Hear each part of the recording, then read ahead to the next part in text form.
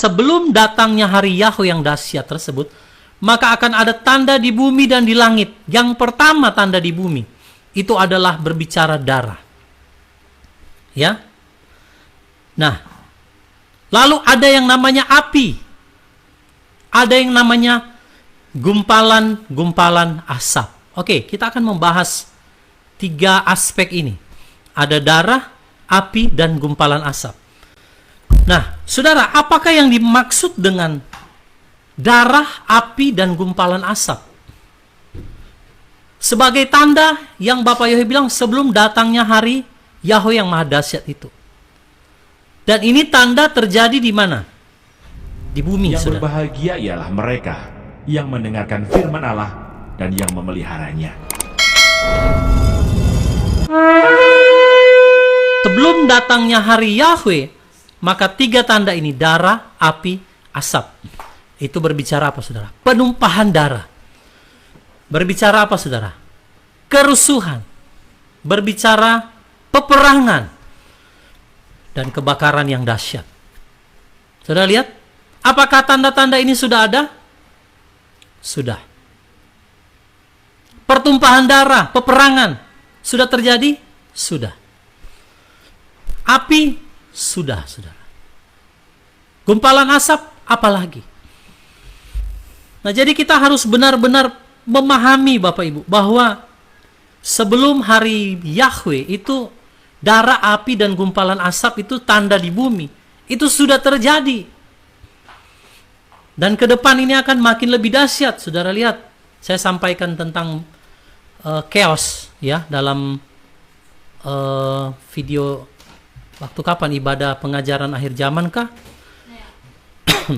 Nah, ada yang komentar begini, itu hanya terjadi di Indonesia, Pak.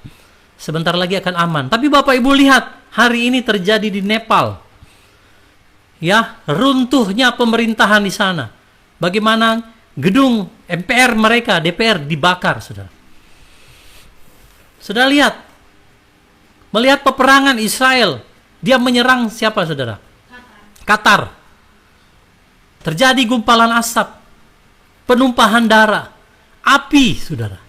Sudah lihat? Tanda-tanda ini memang sudah ditulis dalam kitab Yoel pasal 2. Bahwa sebelum hari Yahweh ini akan terjadi, saudara. Luar biasa. Jadi masihkah kita mau bernunggu, saudara? Wah, ini masih lama kedatangan Yeshua HaMashiach. Ya, sudah mulai terjadi, Bapak Ibu. Orang bilang, oh mungkin hanya di Indonesia ya, tapi buktinya sekarang di mana-mana, saudara. Sekarang ada protes hebat juga di Jerman mengenai imigran.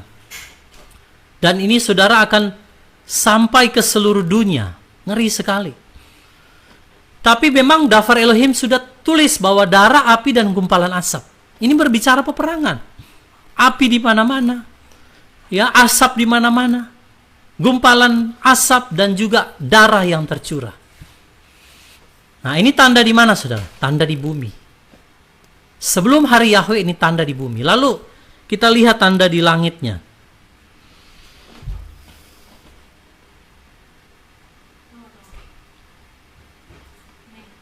Ya, di Bali setelah blood moon kemarin langsung, saudara, terjadi banjir bandang yang mengerikan sekali.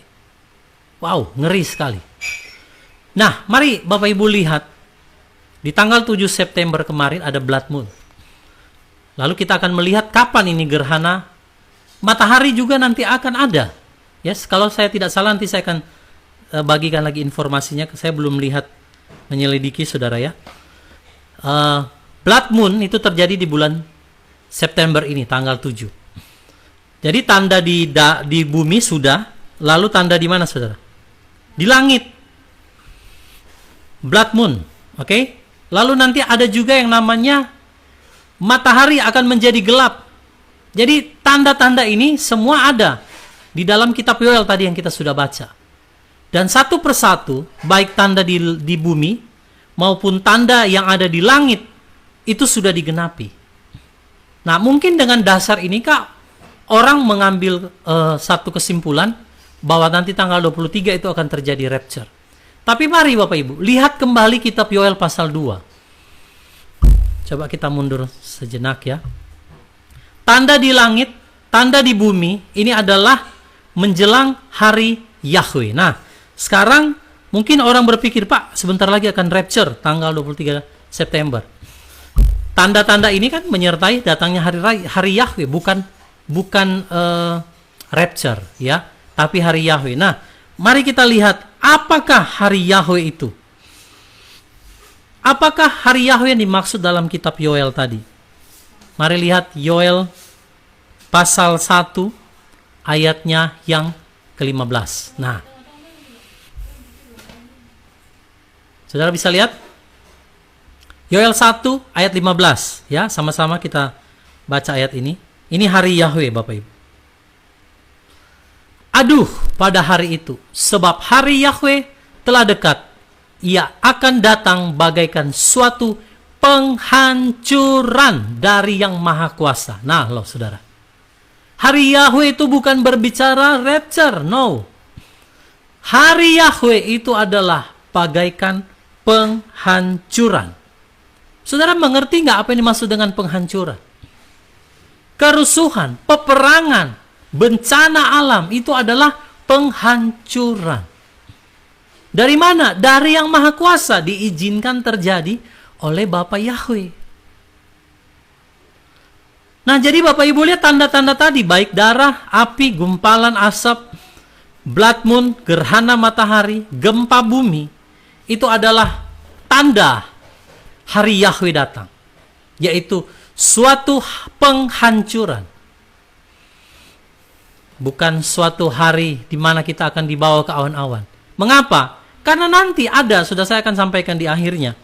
Ada hari kita akan dibawa ke awan-awan, itu ada nanti setelah hari ini, yaitu hari Yahweh. Lalu kita lihat saudara satu ayat lagi. Apa itu hari Yahweh? Amos pasal 5 ayat 18. Nah, ini hari Yahweh ya. Celakalah orang-orang yang merindukan hari Yahweh. Celaka, firman bilang.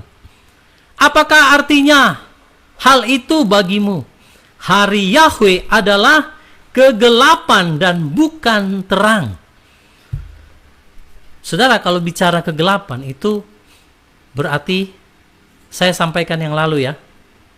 Kuda hitam, kuda merah, kuda putih yang lebih dahulu. Yaitulah hari Yahweh, hari di mana masa kegelapan. Ini berbicara the great tribulation atau hari kesukaran besar. Tanda-tandanya yaitu tadi sudah dinyatakan dalam kitab Yoel pasal 2. Jadi Bapak Ibu, yang lebih dekat di depan kita ini bukan rapture sesungguhnya, bukan. Tetapi adalah hari Yahweh. Dan dikatakan di situ, celakalah orang-orang yang merindukan hari Yahweh. Kenapa kitab suci menyatakan celaka, Bapak Ibu? Nah, ini jadi perenungan bagi saya secara pribadi. Kenapa orang yang merindukan hari Yahweh itu dikatakan celaka? Karena ternyata hari Yahweh tidak seperti yang mereka harapkan. Karena mereka mengharapkan apa sudah? Rapture. Mereka mengharapkan apa? Diangkat sebelum masa kesukaran. Nah, ini saudara ya, banyak orang berpikir, oh hari Yahweh akan tiba, maka kita akan diangkat sebelum masa kesukaran. Tidak, saudara. Hari Yahweh adalah kegelapan. Hari di mana masa kesukaran. Apakah kita belum menyadari sampai di sini, Bapak Ibu? Banyak orang, saudara, termasuk juga penyembah Bapak Yahweh, itu percaya rapture tanggal 23 September, Bapak Ibu. Mereka percaya. Tapi mereka lupa tanda-tanda yang menyertai itu adalah datangnya hari Yahweh. Ya. Hari Yahweh itu berbicara hari penghakiman. Atas bumi di mana setelah peristiwa tanda di langit dan di bumi terjadi, maka sangkakala Elohim akan dibunyikan. Saya pernah menjelaskan kepada saudara, di dalam kitab Wahyu ada 7 meterai, 7 sangkakala, dan 7 cawan murka. Nah, saya pernah sampaikan bahwa rapture itu akan terjadi di sangkakala ke-7, sangkakala akhir. Kenapa? Karena setelah sangkakala ke-7, bumi akan masuk dalam fase 7 cawan murka Elohim. Ya, itulah hari di mana Bapa Yahweh akan menghukum kerajaan anti Hamasia dan juga orang-orang yang menerima tanda bilangan 666 yang tertinggal. Ya. Nah, saudara, kalau dibilang hari Yahweh itu berbicara penghakiman, maka saudara ketahuilah, yang di depan kita itu lebih dekat bukan rapture, tetapi adalah masa kesukaran. Itulah hari Yahweh. Sekarang Bapak Ibu boleh lihat, ya, tanda-tanda di bumi, tanda-tanda di langit sedang menuju ke sana. The Great Tribulation. Itulah hari Yahweh. Hari di mana 7 meterai akan dibuka dan di mana 7 sangkakala akan dibunyikan. Ya. Itulah masa-masa yang sukar, Bapak Ibu. Oke, kita akan melihat satu ayat lagi. Matius 24 ayat 29. Nah, ini saudara. Hal ini sinkron dengan Yoel pasal 2. Ya. Jadi Bapak Ibu akan lihat, inilah hari Yahweh. Hari di mana akan terjadi kegelapan. Ya. Matius pasal 24 ayat 29. Dan segera, sesudah kesukaran hari-hari itu. Berarti sesudah, kalau di terjemahan lain, sesudah aniaya. Sesudah the great tribulasi itu, matahari akan dijadikan gelap, dan bulan tidak akan memberi cahayanya, dan bintang-bintang akan berjatuhan dari langit, dan kuasa-kuasa langit akan digoncangkan. Nah, Bapak Ibu, saya mau saudara perhatikan apa bedanya bulan di sini yang menjadi darah, tidak memberi cahaya, matahari akan menjadi gelap, dengan apa yang terjadi di tanggal 7 September kemarin. Kalau blood moon ini kan sudah dari berapa tahun lalu juga sudah pernah terjadi. Tapi ini sebagai warning saja, peringatan. Tetapi khusus untuk menjelang, ya, hari di mana rapture akan terjadi, di mana sangkakala terakhir akan dibunyikan, peristiwa ini Matius 24 ayat 29 harus terjadi sesudah hari-hari kesukaran itu. Berarti setelah tribulasi, maka ada peristiwa yang beruntun, yaitu matahari langsung jadi gelap, bulan tidak memberikan cahaya, ini juga blood moon, saudara ya, dan bintang-bintang akan berjatuhan dari langit. Nah, benda-benda penerang ini akan digoncangkan, saudara. Kuasa langit digoncang. Baru nanti Bapak Ibu baca ayat 30 dan seterusnya. Disitulah rapture akan terjadi. Nah, jadi kalau di bulan September tanggal 7 kemarin, itu tidak ada matahari jadi gelap. Hanya bulan menjadi darah. Tidak ada bintang-bintang berjatuhan dari langit. Dan tidak ada kuasa-kuasa langit digoncangkan. Tidak. Jadi, apa yang terjadi di bulan September ini, semua ini adalah tanda menuju hari Yahweh. Kalau Matius 24 ayat 29, ini tanda sebelum sangkakala terakhir akan ditiup.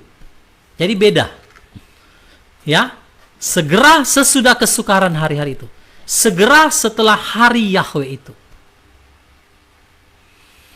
Ya, jadi saudara harus dapat membedakan peristiwa yang terjadi pada saat sangkakala dibunyikan.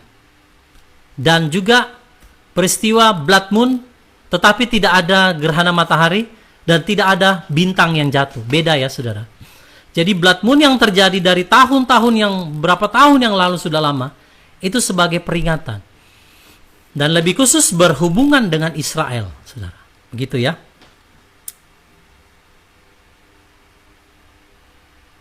Ya, oke. kita akan melihat, jadi Matius 24 ayat 9 ini berbicara tanda di langit sebelum rapture. Tapi kalau yang tadi saya bicara Yoel pasal 2, itu adalah tanda-tanda sebelum hari Yahweh. Karena dia tidak terjadi secara barengan. Baik matahari jadi gelap dan bulan menjadi darah itu tidak terjadi secara bersamaan. Gempa bumi yang dahsyat tidak terjadi secara bersamaan. Jadi ini adalah tanda menuju hari Yahweh atau masa tribulasi atau masa kesukaran. Nah, saudara, jadi apa yang sedang kita hadapi di depan kita ini, itu adalah fenomena alam yang Bapa Yahweh izinkan terjadi. Untuk kita mempersiapkan sebelum Matius 24 ayat 29 ini digenapi. Kenapa? Karena setelah Matius 24 ayat 29 digenapi, maka sangkakala Elohim akan dibunyikan. Ya. Jadi kalau sekarang kita belum. Tanda-tanda di langit, blood moon itu sedang menuntun kita kepada satu hari yang namanya hari Yahweh, hari kegelapan. Atau dalam Matius 24 ayat 29, hari kesukaran. Coba tampilkan lagi ayatnya ya, kita lihat. Nah ini, sesegera dan sesegera ya, sesudah kesukaran hari-hari itu. Itulah hari Yahweh. Dan tandanya itu di kitab Yoel pasal 2 tadi. Tetapi saudara, setelah hari Yahweh itu, kesukaran itu tiba atau selesai, maka peristiwa dalam Matius 24 ayat 9 ini akan segera digenapi. Ya. Oke. Saya akan sampaikan kepada saudara peristiwa yang ditulis dalam kitab Yoel menggambarkan apa yang Yesua katakan juga dalam Matius pasal 24. Jadi ini sedang mengarah kepada satu peristiwa yang sedang kita nanti-nantikan. Ya, kalau sekarang kita masih sedang menuju kepada hari Yahweh, hari kesukaran. Tapi setelah hari kesukaran itu tiba, selesai, maka ini Matius 24 ayat 9 terjadi dan akan terjadi peristiwa-peristiwa yang dahsyat. Nah, Bapak Ibu, Matius 24 ayat 29 ini selaras dengan apa, saudara? Mari kita lihat Wahyu 6 ayat 12 sampai ayat 13. Nah, ini sama Bapak Ibu ya. Jadi ketika hari Yahweh sudah selesai, hari penghukuman itu, hari kesukaran, hari di mana dikatakan kegelapan, maka Matius 24 ayat 29 itu sama dengan Wahyu 6 ayat 12 sampai ayat 13. Dan aku melihat ketika dia membuka meterai yang ke-6, dan lihatlah gempa besar terjadi. Nah ini Matius 24 ayat 9 ya. Dan matahari menjadi hitam seperti karung yang terbuat dari rambut, dan bulan menjadi seperti darah, dan bintang-bintang di langit berjatuhan ke bumi, seperti pohon ara menggugurkan buah mentahnya karena diguncang oleh angin kencang. Sama enggak dengan Matius 24 tadi? Sama. Betul? Jadi peristiwa di dalam Matius 24 ini adalah peristiwa meterai yang ke-6, saudara. Meterai ke-6. Dan orang mungkin berpikir, Pak, wah, apa kita sampai ke sini meterai ke-6? Saya mau bilang, rapture itu di sangkakala 7. Jadi ada 7 meterai dulu. Ya, meterai pertama, apa saudara? Kuda putih, oke? Meterai kedua, kuda merah. Meterai ketiga, kuda hitam. Meterai keempat, kuda hijau kekuning-kuningan. Meterai kelima, mesbah. Darah yang di mesbah itu berteriak kepada Bapa Yahweh, meminta keadilan. Itu berbicara darah para martir yang menjadi genap. Karena Bapa Yahweh bilang beristirahat sedikit sampai jumlah genap. Lalu meterai ke-6 apa saudara? Yang tadi, matahari menjadi gelap, bulan menjadi darah, bintang-bintang berjatuhan. Betul? Meterai ke-7 apa? Begitu meterai ke-7 dibuka, sunyi senyap Samaim. Lalu muncul 7 malaikat dengan 7 sangkakala. Nah, apakah di peristiwa-peristiwa ini kita masih ada? Saya mau katakan masih, Bapak Ibu. Masih. Jadi saudara jangan berlangsung berpikir, wah, Nanti ada ayatnya. Saya akan kasih ada ayatnya. Orang kudus yang dimeteraikan dengan nama Elohim, nama Bapa Yahweh Besem Adonai Yeshua Masih, itu masih ada. Makanya sangkakala ketujuh baru diangkat. Sesuai dengan Matius 24 tadi ada 29, meterai ke-6 dibuka. Ketika meterai ke-6 dibuka, saudara, maka matahari jadi gelap, bulan jadi darah, gempa bumi, dan bintang-bintang berjatuhan. Ini belum rapture. Nah, karena rapture-nya setelah Matius 24 ayat 29 ya, dari ayat 30-an ke atas itu ya. Oke. Kita akan lihat dulu peristiwa, saudara, yang ditulis dalam kitab Wahyu tadi 6 ya. Itu adalah peristiwa meterai, pembukaan meterai ya oleh anak domba. Dan peristiwa ini terjadi setelah meterai 1 sampai 5 digenapi. Baca baik-baik ya. Matius 24 ayat 9 dan Wahyu 6 tadi yang kita baca, itu akan terjadi, yaitu matahari jadi gelap, bulan jadi darah, gempa bumi dan bintang berjatuhan setelah meterai 1 sampai 5 dibuka. Ya, kuda putih muncul, kuda merah, kuda hitam, kuda hijau ke kuning-kuningan, lalu jumlah martir genap, maka klop. Coba lihat lagi Matius 24 ayat 29. Nah, saudara lihat sini. Dan segera sesudah kesukaran hari-hari itu. Sebenarnya dalam terjemahan lain dikatakan, dan segera sesudah aniaya hebat itu. Disinilah Bapak Ibu, jumlah martir dalam meterai kelima itu akan menjadi genap. Di mana banyak orang akan dibunuh, banyak orang akan disiksa, banyak orang akan dianiaya, sehingga jumlah martir menjadi genap. Baru apa? Setelah meterai kelima, darah martir berteriak dan jumlahnya genap, baru meterai ke-6 tadi yang kita baca, saudara. Ya, dan segera sesudah kesukaran hari itu, matahari akan menjadi gelap, bulan tidak memberi cahayanya. Ini kan meterai ke-6, saudara. Benar enggak? Sama kan dengan Wahyu 6 ayat 12 sampai ayat yang ketiga. Nah, lalu kita lihat setelah meterai ke-6 dibuka, terjadi gempa bumi, bulan darah, lalu matahari menjadi gelap.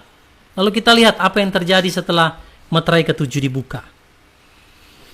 Wahyu 8 ayat 1 sampai ayat yang kedua. Nah, ini yang luar biasa, saudara.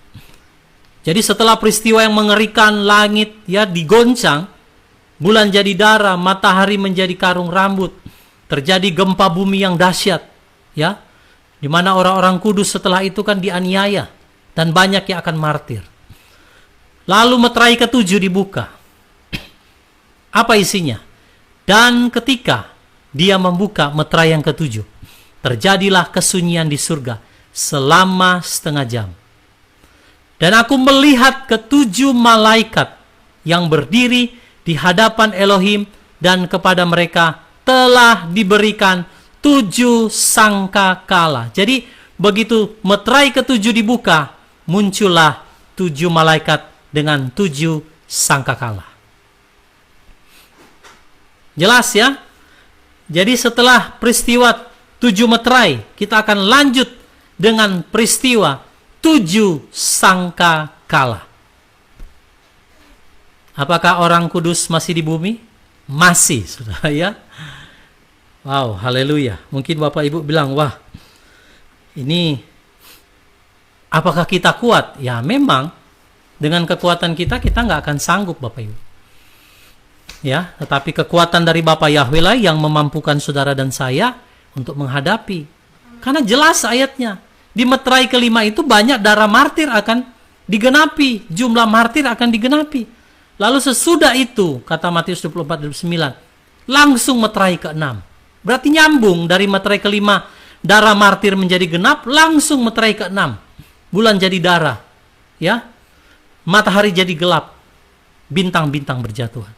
Lalu ketika meterai ke-7 dibuka, isinya ternyata 7 sangkakala. Oke, secara cepat saya akan mengajak Bapak Ibu untuk melihat peristiwa-peristiwa apa saja yang terjadi di dalam sangkakala 1 sampai 7.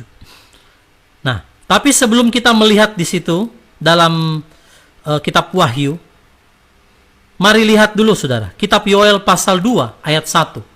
Nah, ini klop saudara.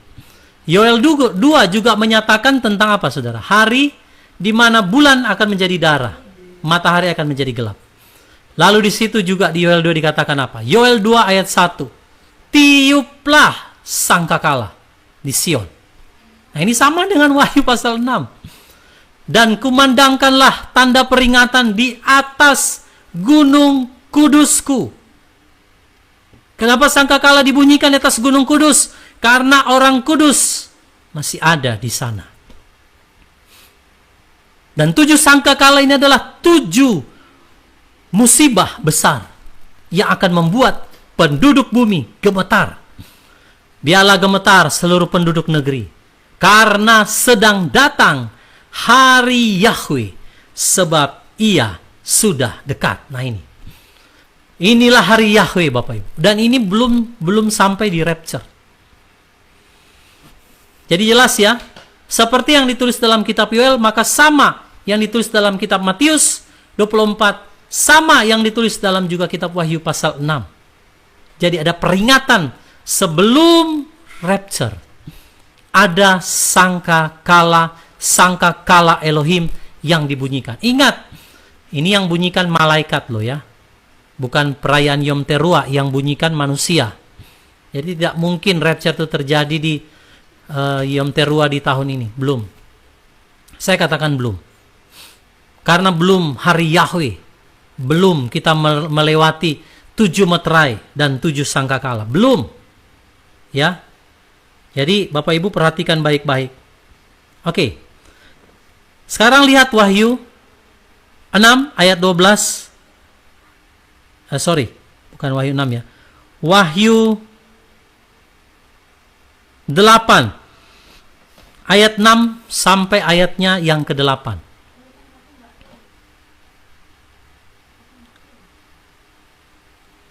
Wahyu 8 lah, saudara. Nanti saya akan ajak saudara lihat perlahan-lahan ya.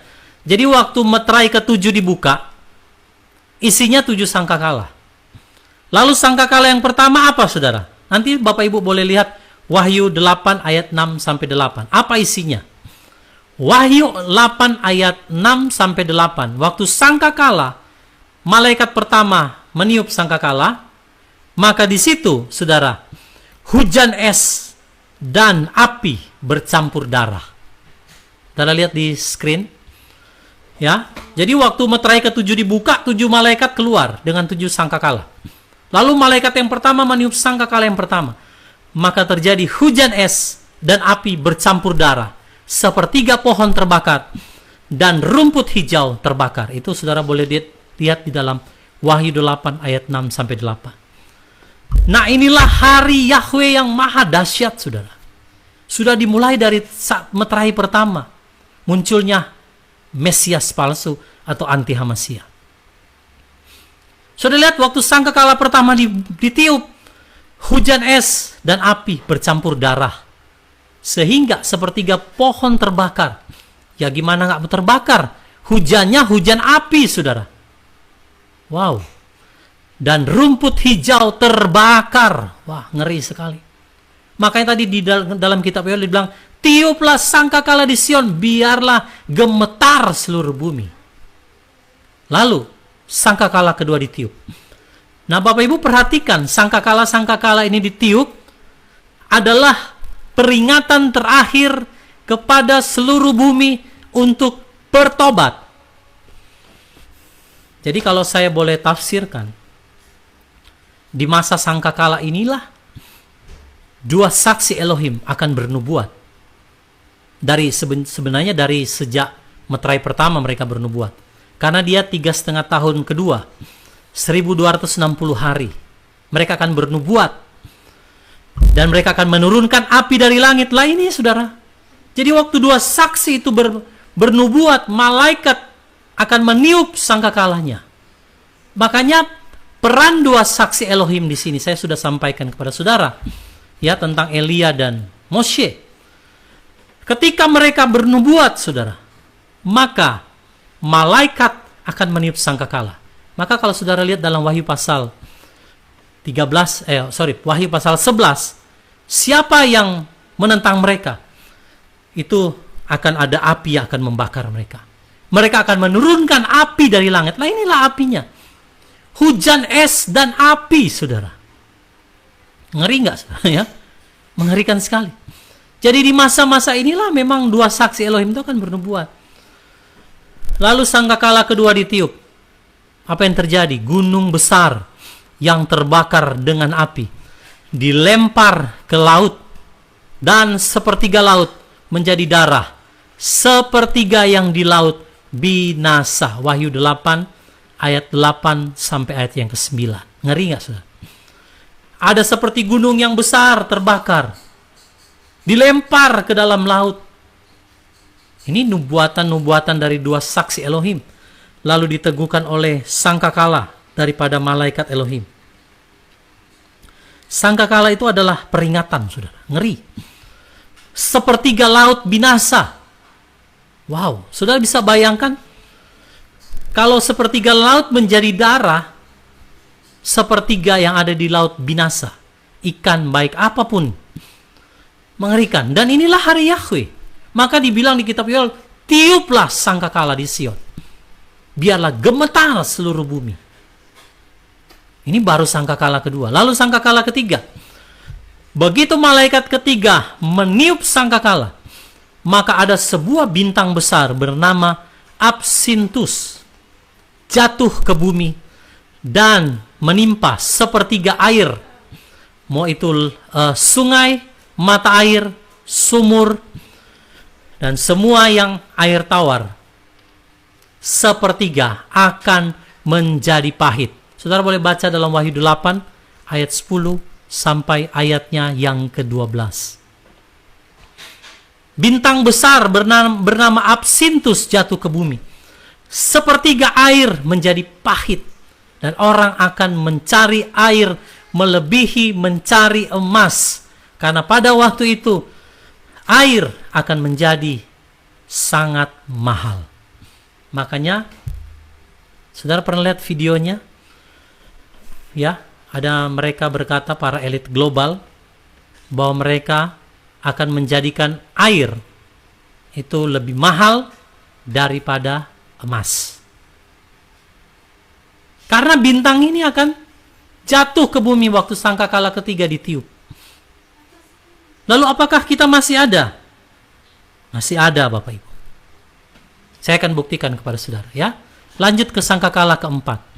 Jadi bayangkan saudara, rumput terbakar, pohon terbakar, hujan api, hujan es, gunung terbakar, jatuh ke laut, sepertiga laut binasa, ya, sepertiga laut menjadi darah, lalu bintang Absintus jatuh ke bumi, sepertiga air tawar menjadi pahit. Orang minum air itu mati, saudara. Nanti baca Wahyu 8 ayat 10 sampai 11. Lalu mari kita lihat sangkakala yang keempat. Ini dahsyat sekali, saudara. Waktu malaikat keempat meniup sangkakala, terpukullah sepertiga matahari, bulan, dan bintang, sehingga sepertiga menjadi gelap. Wow. Sudah hujan sudah hujan api, es, sudah laut menjadi darah, air tawar menjadi pahit, lalu bulan, matahari, bintang, sepertiga menjadi gelap. Jadi sepertiga bumi yang siang itu menjadi gelap. Makanya ada satu video yang pernah heboh, ya, tentang 3 hari kegelapan yang akan menimpa bumi. Itu benar. Ada seorang hamba Elohim dapat pernyataan tentang 3 hari kegelapan yang akan melanda bumi. Karena sepertiga matahari, sepertiga bulan, sepertiga bintang itu menjadi gelap. Sehingga mungkin di dalam selama 3 hari itu akan terjadi kegelapan yang luar biasa. Kita nggak tahu, saudara. Tetapi jelas dalam sangkakala keempat ini, matahari, bulan, bintang sepertiga menjadi gelap. jadi bumi gelap gulita. Bayangkan Bapak Ibu ada di masa itu, air jadi, hujan darah, hujan api bercampur darah, lalu hujan es, rumput hijau terbakar, semua tanaman terbakar, lalu gunung sebesar, ya, yang besar sekali, ya, terbakar dengan api, dilempar ke laut, sehingga laut menjadi darah, sepertiganya mati. Lalu bintang Absinthus jatuh ke bumi, air menjadi pahit. Ditambah lagi sepertiga dari bulan, sepertiga dari matahari, dan bintang menjadi gelap. Jadi bayangkan itu hari Yahweh yang dikatakan hari kegelapan. Maka disuruh tiup sangkakala. Itu adalah peringatan terakhir bagi bumi untuk mereka bertobat sebelum sangkakala ketujuh akan ditiup. Nah,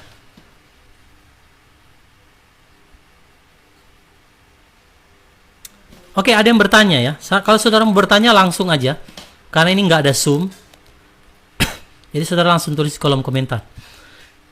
Ibu Lilis bertanya, apakah orang yang sudah mati lebih dahulu tidak mengalami sampai sangkakala ke-6?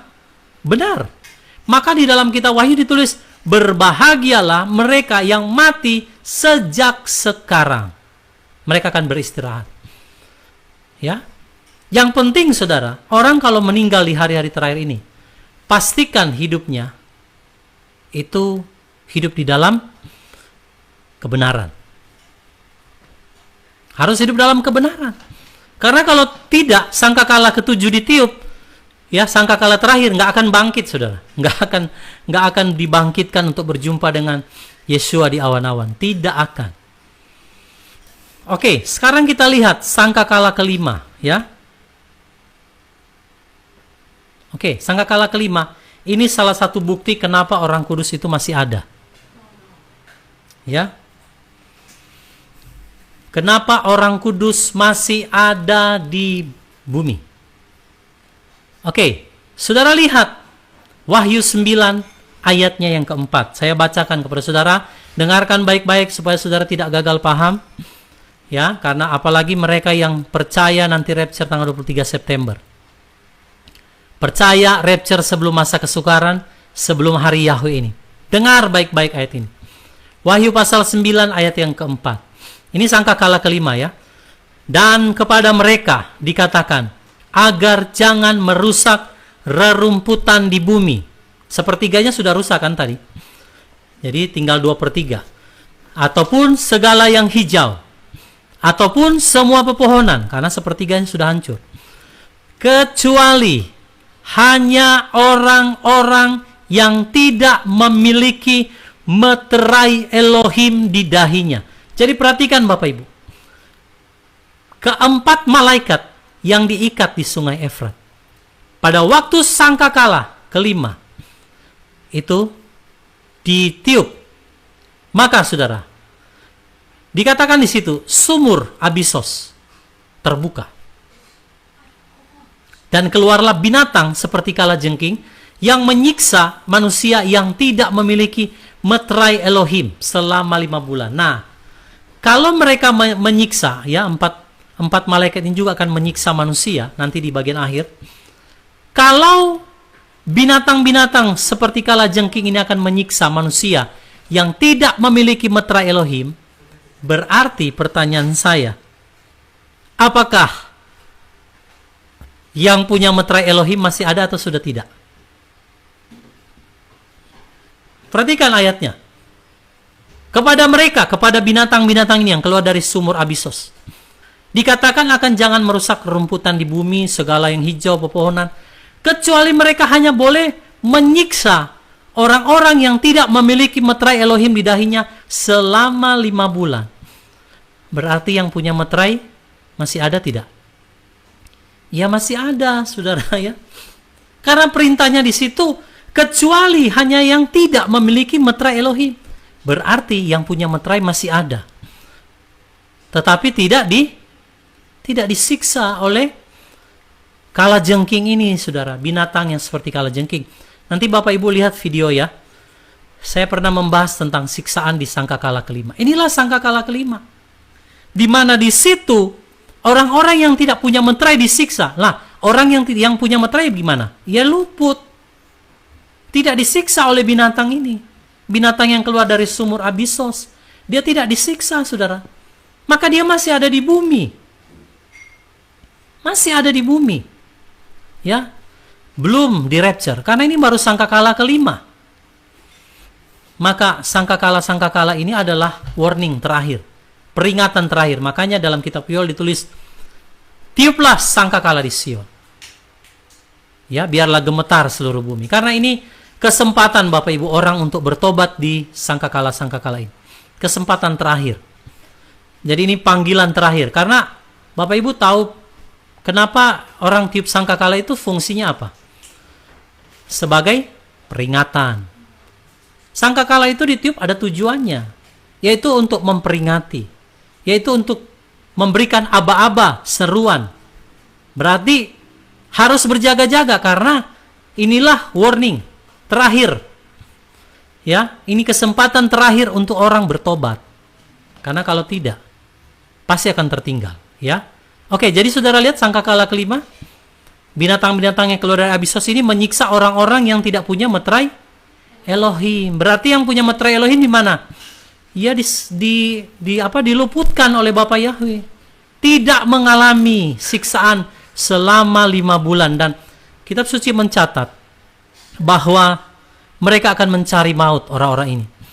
Selama 5 bulan, maut tidak ada, saudara. Jadi sangat tersiksa. Bagi orang-orang yang tidak memiliki meterai Elohim.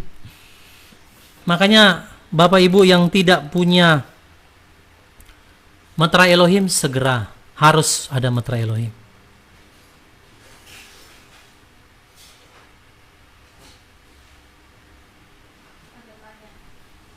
Ada yang bertanya gini,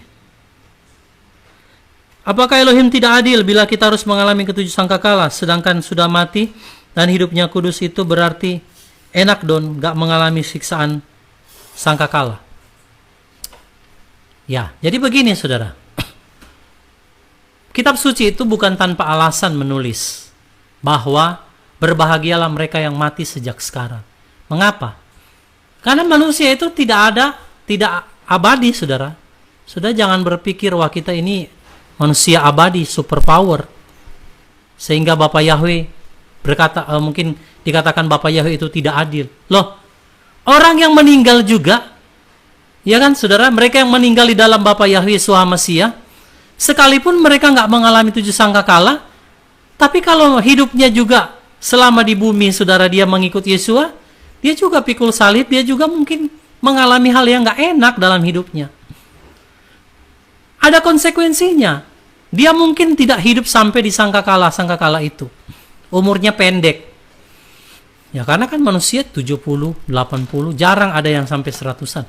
Lah, kalau mau bilang tidak adil, murid-murid juga kan mati.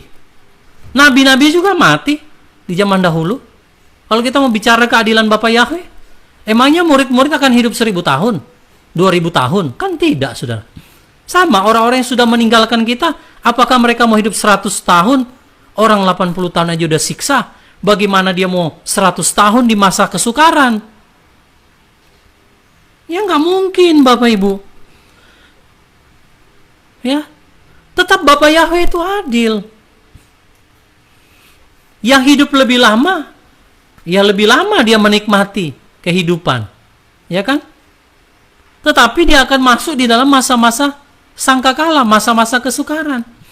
Kalau mau bicara Bapa Yahweh nggak adil, berarti Bapa Yahweh juga nggak adil dong sama murid-murid Yesua. Orang mereka juga martir, ya kan? Gereja mula-mula juga banyak yang martir, saudara. Nah, jadi keadilan Bapa Yahweh tidak bisa ditentukan dengan hanya soal umur. Kalau sudah dipanggil, ya sudah, berarti firman bilang, maka sudah selesai pertandingan imannya. Nah, kalau saudara mau menentukan keadilan, oke, berarti yang mati-mati dahulu hidup sampai umur 100-200 tahun. Tua renta dalam keadaan masa kesukaran. Ya nggak mungkin. Orang hamil aja, orang yang kuat aja belum tentu kuat di masa itu, saudara. Jadi kita harus melihat dari sudut pandang keadilan Bapa Yahweh, jangan pakai logika kita manusia. Masa yang sudah meninggal katanya enak-enakan? Ya nggak enak juga. Mereka akan menunggu di apa? Mereka menunggu di Firdaus, saudara. Belum samayim, belum diangkat ke awan-awan. Masih di dunia orang mati. Menunggu di sana. Loh, saudara masih hidup. Hari ini kan kita masih hidup. Kita semua masih bernafas. Ya beban kita lain lagi. Kalau mereka yang lebih cepat meninggal, ya mereka tidak akan mungkin mereka tidak akan mengalami masa-masa yang berat itu kan. Tetapi kan mereka tidak lama menikmati dunia. Bisa saja kalau mereka belum sungguh-sungguh bertobat, mereka mati ya selesai, berarti tidak masuk di Firdaus. Masuknya kemana? Hades, saudara. Jadi Bapak Yahweh itu adil justru. Kalau Bapak Yahweh tahan orang-orang yang sudah mati dari zaman dahulu, emang berapa usia mereka, saudara? Kalau di zaman sekarang 1000 500, 700. Ya nggak mungkin lah, saudara. Manusia itu ditetapkan hidupnya cuma 70, kalau lebih 80. Ya masa mereka mau nunggu sampai nanti? Ini kan aja belum. Hari Yahweh aja belum. Ya kalau dia sudah selesai, masa 70 tahunnya selesai. Kan begitu. Jadi kita nggak bisa mengukur keadilan Bapa Yahweh hanya dari situ, dari perkataan seperti itu. Ya kalau orang-orang yang belum lahir gimana? Apa Bapak Yahweh juga nggak adil melahirkan mereka di masa itu? Ya tidak, saudara. Tetap ada yang mati, ada yang akan lahir. Nah, kapan nanti orang itu di masa itu dia ada di generasi yang akan melihat kedatangan Yeshua? Ya mereka lah generasi yang beruntung. Maksudnya beruntung dalam arti yang mau dilihat oleh nabi-nabi, tapi nggak bisa dilihat. Yang mau dilihat oleh orang-orang zaman dahulu, tapi mereka nggak melihat. Baca dalam Ibrani 11. Mereka mau melihat perkara itu, tapi mereka nggak bisa melihatnya karena sudah meninggal. Nah, jadi kita juga nggak tahu sampai berapa lama kita bisa bertahan. Nah, jadi ada satu generasi yang memang ditetapkan akan melihat kedatangan Yeshua HaMashiach di awan-awan permai. Bukan karena Bapak Yahweh nggak adil, adil Bapak Yahweh. Toh yang hidup juga diangkat. Ya kan? Kalau hidup bagi Bapak Yahweh, kita juga diangkat. Yang mati di dalam dia, ya kita juga akan dibangkitkan. Sama keadilan Bapak Yahweh, upahnya sama. Ya kan? Sama aja, saudara. Yang paling penting adalah bagaimana kita hidup bagi dia. Entahkah kita mati, seperti kata Rasul Paulus, ataukah kita masih hidup sampai di masa kedatangan Yeshua. Ya. Ya. Jadi begitu ya. Jadi itu Bapak Yahweh itu adil. Kata siapa Bapak yang nggak adil? Ya. Apakah murid-murid enak-enak? Nggak juga. Murid-murid juga mengalami siksa. Ya. Kita juga mungkin akan mengalami siksa. Yang meninggal, mungkin ada juga martir, dibunuh oleh karena nama Yeshua. Ada juga yang mungkin dia bertahan semasa hidupnya, mempertahankan imannya, percaya kepada Bapa Yahweh, mengalami juga sakit. Ya saudara sehat, puji Bapa Yahweh. Ya kan? Coba dibalik, saudara sanggup nggak bertahan seperti almarhum Bapak Anto? Sakit sampai tulangnya juga patah, saudara. Sentuh sedikit sakit. Mau bilang Bapak Yahweh tidak adil? Sakit juga orang-orang yang meninggal, Bapak Ibu. Yang mengalami sakit. Apalagi yang mengalami aniaya. Wah. Ya, jadi Bapak Yahweh itu adil. Yang meninggal pun sakit. Karena juga banyak yang mengalami sakit penyakit kan. Ya, kalau yang masih hidup ya nanti akan mengalami aniaya. Mungkin dia nggak sakit secara fisik, tetapi dia akan mengalami yang namanya masa kesukaran. Oke, kita lanjut. Jadi sangkakala kelima ini sudah jelas ya Bapak Ibu, bahwa orang kudus masih ada di bumi. Karena binatang-binatang ini hanya menyiksa orang-orang yang tidak punya meterai Elohim. Jadi yang punya meterai Elohim sama seperti di kitab Kejadian, Keluaran, ya. di mana bangsa Israel keluar dari Mesir, yang punya darah, meterai darah di ambang rumah mereka, itu diluputkan dari tulah, ya kan? Di tulah di Mesir itu kan diluputkan. Sama. Jadi nanti di masa kesukaran juga orang-orang yang punya meterai Elohim itu akan diluputkan. Yang hanya yang mereka akan menerima itu semua ya mereka yang tidak punya meterai Elohim. Ya, oke, kita lanjut ke sangkakala ke-6. Sangkakala ke-6. Wahyu pasal 9 ayat 18. Oleh ketiga hal ini, sepertiga manusia terbunuh oleh api, oleh asap, dan oleh belerang yang keluar dari mulut mereka. Jadi, waktu sangkakala ke-6 dibuka, ditiup, maka keempat malaikat yang terikat di sungai Efrat itu akan dilepas dan membunuh sepertiga manusia. Kalau tadi tumbuhan, laut, air, lalu bintang, bulan, dan matahari, sekarang sepertiga manusia dibunuh. Saya percaya ini juga dibunuh mereka yang tidak punya meterai Elohim di dahi mereka.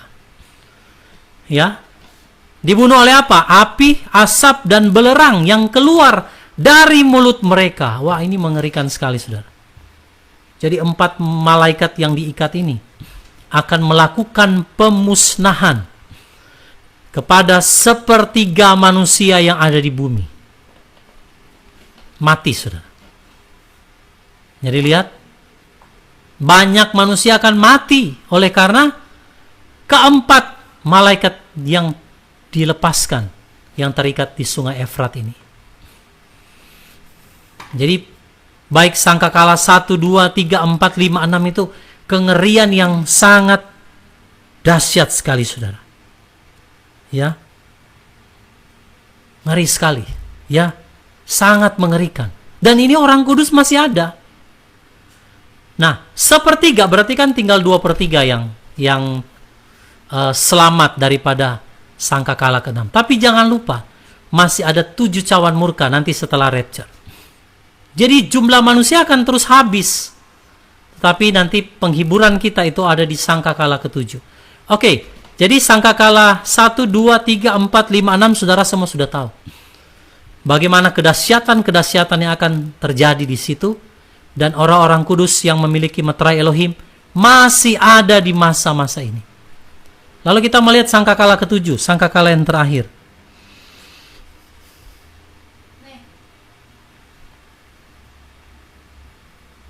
Ya, benar. Jadi masa-masa kesukaran itu akan terjadi ya, untuk memurnikan umat Elohim. Benar. Ya. Karena untuk naik ke atas gunung Yahweh yang Maha Kudus itu Mazmur 24 tidak bercacat, tidak bercela, saudara. Ya, benar Ibu Hotnida. Itu keadilan di tangan Bapa Yahweh. Dia adakan ayatnya, pada siapa dia berkenan, dia mau berkenan. Kepada siapa dia merahmati, ya dia rahmati. Suka-sukanya dia, saudara. Jadi Bapa Yahweh itu punya kedaulatan penuh, tidak bisa dibantah oleh manusia.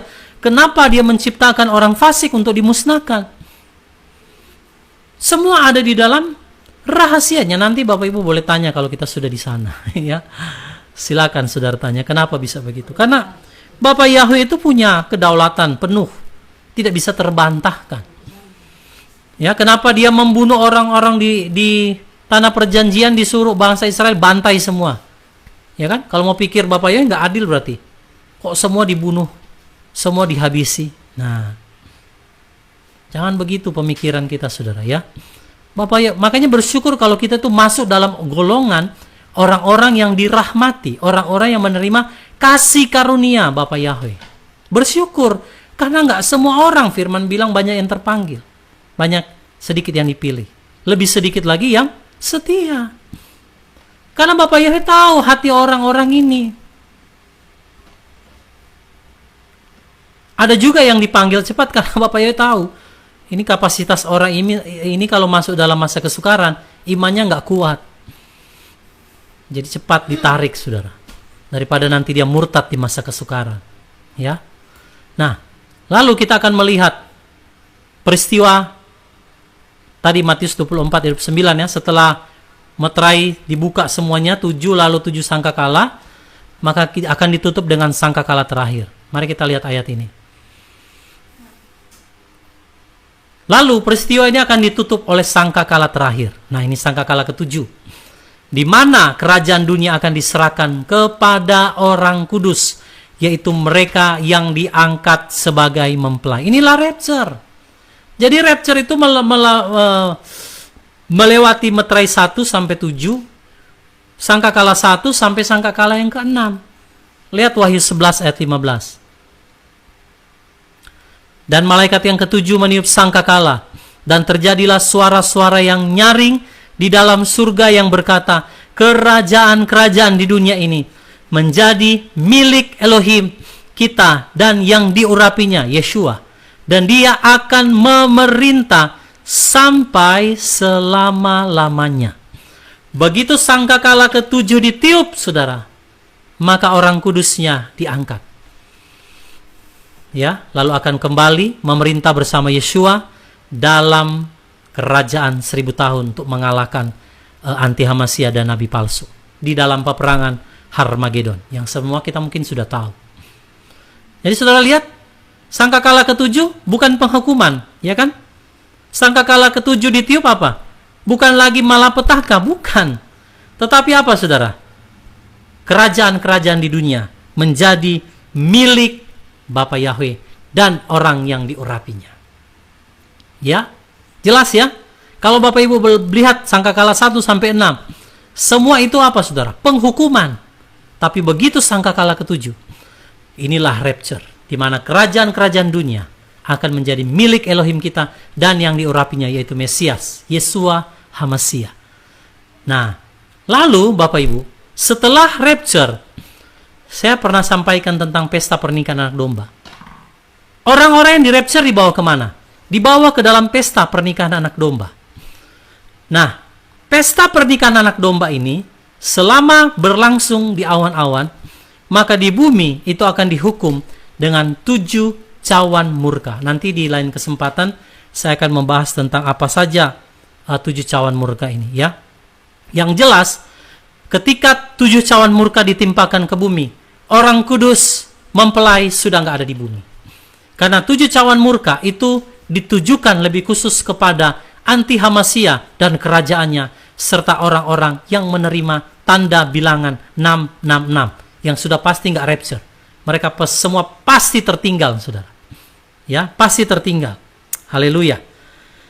Nah, jadi Bapak Ibu lihat di situ bahwa sangkakala terakhir atau sangkakala ke-7 itulah rapture. Dan tujuan daripada rapture itu adalah untuk menyelamatkan kita. Makanya dalam kitab Yoel dibilang tiuplah sangkakala di Sion, ya, dan bersoraklah di gunung kudusnya. Biarlah gemetar seluruh bumi. Ya. Dan dikatakan barang siapa berseru kepada nama Yahweh akan diselamatkan. Nah, jadi tujuan rapture apa? Untuk meluputkan kita dari masa kesukaran. Bukan masa kesukaran, tapi masa penghukuman dunia. Yaitu 7 cawan murka. Coba lihat 1 Tesalonika 5 ayat 9. Mengapa kita di rapture, Bapak Ibu?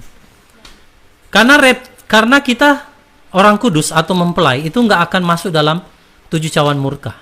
Karena 7 cawan murka ini sudah ada di akhir. Jadi waktu di bumi itu terjadi 7 cawan murka, di awan-awan itu sedang terjadi pesta pernikahan anak domba. Setelah pesta pernikahan anak domba, maka Yesus akan turun memerangi anti Hamasia dan pasukannya di lembah Harmagedon. Nah, tujuan kita diangkat itu sebenarnya di 1 Tesalonika 5 ayat 9. Jadi banyak orang kurang memahami tentang perbedaan masa sukar dan masa penghukuman. Jadi kalau orang kudus itu nggak akan masuk di masa penghukuman 7 cawan murka, itu sudah beda. Kalau di 7 meterai dan 7 sangkakala itu masih masa ujian, pemurnian, ya. Tapi kalau sudah 7 cawan itu sudah penghukuman. Nah, 1 Tesalonika 5 ayat 9. Sebab Elohim tidak menempatkan kita ke dalam murka, melainkan ke dalam pemeliharaan keselamatan melalui Adonai Yeshua HaMashiach. Jelas ya? Elohim tidak menempatkan kita ke dalam murka. Berarti kita nggak akan masuk 7 cawan murka. Tapi meterai 1 sampai 7, sangkakala 1 sampai sangkakala 7. Itu kita masih ada di sana. Karena semua ayatnya jelas. Ya, bagaimana orang-orang yang punya meterai itu akan diluputkan di masa itu. Jadi, yang tersisa adalah 7 cawan murka. Ketika peristiwa rapture terjadi, maka bumi akan segera dihukum dengan 7 cawan murka Elohim. Oke, saya akan buktikan kepada saudara bahwa memang yang selamat itu tidak akan banyak. Dan siapa yang berseru kepada nama Yahweh, itu akan diselamatkan. Jadi mereka akan diluputkan dari masa 7 cawan murka. Pasal 10. Lalu Samuel mengambil buli-buli berisi minyak, dituangnyalah ke atas kepala Saul, diciumnyalah dia sambil berkata, "Bukankah Tuhan telah mengurapi engkau menjadi raja atas umatnya Israel? Engkau akan memegang tampuk pemerintahan atas umat Tuhan, dan engkau akan menyelamatkannya dari tangan musuh-musuh di sekitarnya. Inilah tandanya bagimu bahwa Tuhan telah mengurapi engkau menjadi raja atas miliknya sendiri. Apabila engkau pada hari ini pergi meninggalkan aku, maka engkau akan bertemu dengan 2 orang laki-laki di dekat kubur Rahel, di daerah Benyamin, di Selsah.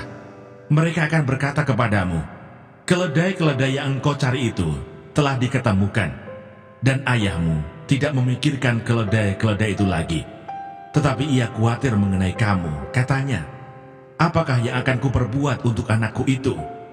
Dari sana engkau akan berjalan terus lagi, dan sampai ke pohon Tarbantin Tabor. Maka di sana engkau akan ditemui oleh 3 orang laki-laki yang naik menghadap Allah di Betel. Seorang membawa 3 ekor anak kambing, seorang membawa 3 ketul roti, dan yang lain lagi sebuyung anggur. Mereka akan memberi salam kepadamu dan memberikan kepadamu 2 ketul roti yang akan kau terima dari mereka. Sesudah itu engkau akan sampai ke Gibea Allah, tempat kedudukan pasukan orang Filistin. Dan apabila engkau masuk kota, engkau akan berjumpa di sana dengan serombongan nabi yang turun dari bukit pengorbanan dengan gambus, rebana, suling, dan kecapi di depan mereka. Mereka sendiri akan kepenuhan seperti nabi. Maka roh Tuhan akan berkuasa atasmu. Engkau akan kepenuhan bersama-sama dengan mereka dan berubah menjadi manusia lain. Apabila tanda-tanda ini terjadi kepadamu, lakukanlah apa saja yang didapat oleh tanganmu, sebab Allah menyertai engkau. Engkau harus pergi ke Gilgal mendahului aku, dan camkanlah, aku akan datang kepadamu untuk mempersembahkan korban bakaran dan korban keselamatan. Engkau harus menunggu 7 hari lamanya, sampai aku datang kepadamu dan memberitahukan kepadamu apa yang harus kau lakukan." Sedang ia berpaling untuk pergi meninggalkan Samuel, maka Allah mengubah hatinya menjadi lain. Dan segala tanda-tanda yang tersebut itu terjadi pada hari itu juga. Ketika mereka sampai di Gibea dari sana, maka bertemulah ia dengan serombongan nabi. Roh Allah berkuasa atasnya, dan Saul turut kepenuhan seperti nabi di tengah-tengah mereka. Dan semua orang yang mengenalnya dari dahulu melihat dengan heran bahwa ia bernubuat bersama-sama dengan nabi-nabi itu. Lalu berkatalah orang banyak yang satu kepada yang lain, apakah gerangan yang terjadi dengan anak Kis itu? Apa Saul juga termasuk golongan nabi? Lalu seorang dari tempat itu menjawab, siapakah bapa mereka? Itulah sebabnya menjadi peribahasa, apa Saul juga termasuk golongan nabi? Setelah habis ia kepenuhan seperti nabi, pulanglah ia. Dan paman Saul berkata kepadanya dan bujangnya, "Dari mana kamu?" Jawabnya, "Mencari keledai-keledai itu." Tetapi ketika tidak terlihat, maka kami pergi kepada Samuel. Kemudian paman Saul itu berkata, "Coba ceritakan kepadaku, apa yang dikatakan Samuel kepada kamu?" Kata Saul kepada pamannya itu, "Terus saja diberitahukannya kepada kami, bahwa keledai-keledai itu telah diketemukan. Tetapi perihal menjadi raja yang telah dikatakan Samuel kepadanya, tidak diceritakan kepadanya. Saul menjadi raja dengan undian. Kemudian Samuel mengerahkan bangsa itu ke hadapan Tuhan di Mizpah, dan ia berkata kepada orang Israel itu, "Beginilah firman Tuhan Allah Israel, Aku telah menuntut orang Israel keluar dari Mesir, dan telah melepaskan kamu dari tangan orang Mesir, dan dari tangan segala kerajaan yang menindas kamu. Tetapi sekarang kamu menolak Allahmu yang menyelamatkan kamu dari segala malapetaka dan kesusahanmu, dengan berkata, 'Tidak, angkatlah seorang raja atas kami.' Maka sebab itu, berdirilah kamu di hadapan Tuhan, menurut sukumu dan menurut kaummu." Lalu Samuel menyuruh segala suku Israel tampil ke muka, maka didapati suku Benyamin. Sesudah itu, disuruhnyalah suku Benyamin tampil ke muka menurut kaum keluarganya. Maka didapati kaum keluarga Matri. Akhirnya disuruhnyalah kaum keluarga Matri tampil ke muka seorang demi seorang. Maka didapati Saul bin Kis. Tetapi ketika ia dicari, ia tidak diketemukan. Sebab itu ditanyakan pula lah kepada Tuhan, "Apa orang itu juga datang kemari?" Tuhan menjawab, "Sesungguhnya ia bersembunyi di antara barang-barang." Berlarilah orang ke sana dan mengambilnya dari sana. Dan ketika ia berdiri di tengah-tengah orang-orang sebangsanya, ternyata ia dari bahu ke atas lebih tinggi daripada setiap orang sebangsanya. Dan Samuel berkata kepada seluruh bangsa itu, "Kamu lihatlah orang yang dipilih Tuhan itu, sebab tidak ada seorang pun yang sama seperti dia di antara seluruh bangsa itu." Lalu bersoraklah seluruh bangsa itu demikian, "Hidup raja!" Kemudian Samuel menguraikan kepada bangsa itu tentang hak-hak kerajaan, menuliskannya pada suatu piagam, dan meletakkannya di hadapan Tuhan. Sesudah itu Samuel menyuruh seluruh bangsa itu pulang, masing-masing ke rumahnya. Saul pun pulang ke rumahnya, ke Gibea, dan bersama-sama dengan dia ikut pergi orang-orang gagah perkasa yang hatinya telah digerakkan Allah. Tetapi orang-orang Dursila berkata, "Masakan orang ini dapat menyelamatkan kita?" Mereka menghina dia dan tidak membawa persembahan. Yang berbahagia ialah mereka yang mendengarkan firman Allah dan yang memeliharanya.